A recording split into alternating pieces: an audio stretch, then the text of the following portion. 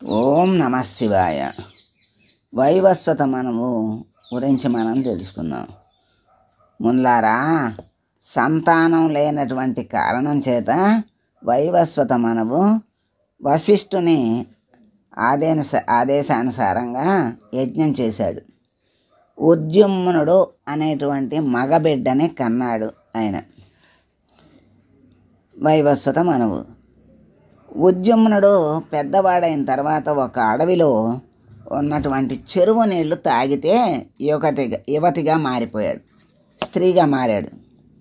ఆ స్త్రీ పురూరవుని కన్నది. తర్వాత వశిష్ఠ మునేంద్రుని వల్ల మళ్ళీ పురుషత్వాన్ని పొందింది. ఇతని వంశం అభివృద్ధి అయి చాలామంది ప్రముఖులకు ఆలవాలమైంది.